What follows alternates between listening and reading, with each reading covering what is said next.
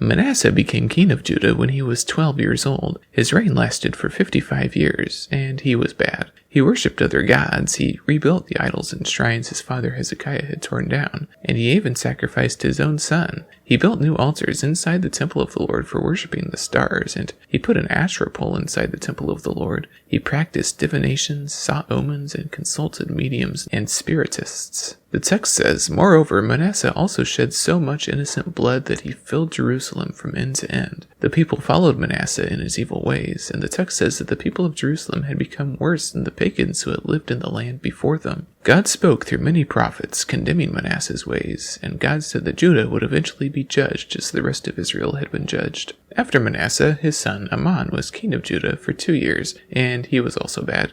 His own officials came and assassinated him, and his son Josiah became king after him. Josiah becomes king when he's only 8 years old, and he reigns for 31 years. Josiah arranges to have the temple of the Lord cleaned and repaired. The high priest Hilkiah finds the book of the law while cleaning the temple, and Josiah's secretary reads him the law. Josiah tears his robes and weeps because he now knows how far from God Judah has strayed. He orders the priests to inquire of the Lord so they might somehow avoid the curses of the covenant. He also consults the prophetess Huldah, who declares that the land is indeed under the curse, but God is pleased with Josiah, so Jerusalem will be safe during his lifetime. And Josiah reads the law to the people, and the people pledge to be faithful to the covenant with God. Josiah destroys all of the idols of his ancestors, including the idols Solomon made for his wives, and the Tophet used for child sacrifice in the valley. He piles up the skeletons of all the false priests and prophets of the golden calves of Jeroboam on top of the place where the golden calf of Bethel once stood, fulfilling Ahijah's prophecy. He gets rid of the mediums and the spiritists, and he has the people celebrate Passover again. The text says, "Neither before nor after Josiah was there a king like him, who turned to the Lord as he did, with all his heart, and with all his soul, and with all his strength, in accordance with all the law of Moses."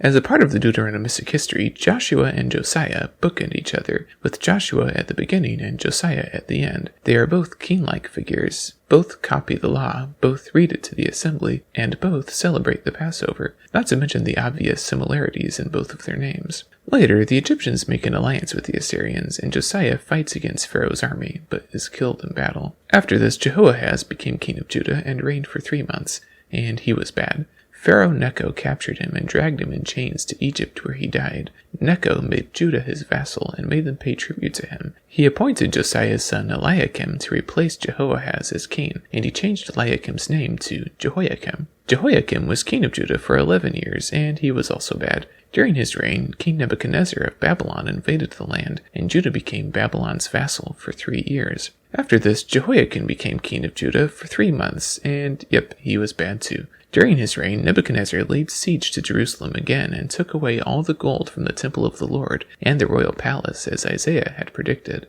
Nebuchadnezzar took 10,000 people from Jerusalem and exiled them to Babylon, including the entire army and the royal family, and he made Mattaniah, Jehoiachin's uncle, king in his place, and changed his name to Zedekiah. Zedekiah was Nebuchadnezzar's puppet king over Judah for 11 years. Eventually, Zedekiah rebels against King Nebuchadnezzar of Babylon, and the Babylonian army besieges Jerusalem for 2 years. An extreme famine breaks out in the city, and the Babylonians finally break through the walls. Jerusalem's army flees towards the Arabah, but is captured. Zedekiah is also captured, and his sons are executed in front of him, and then Zedekiah's eyes are poked out, and he is dragged away in chains to Babylon. Almost all of Jerusalem's people are captured and exiled to Babylon. The Babylonians remove the treasures and holy items from the temple of the Lord and destroy what is left. The priests are taken to Babylon and executed in front of Nebuchadnezzar. After this, a guy named Gedaliah is appointed governor over Judah by Nebuchadnezzar. He ruled over the poorest of the poor. Eventually, Gedaliah gets assassinated by zealots, and the people flee to Egypt in fear of Babylonian punishment. Meanwhile, the former king Jehoiachin had spent 37 years in prison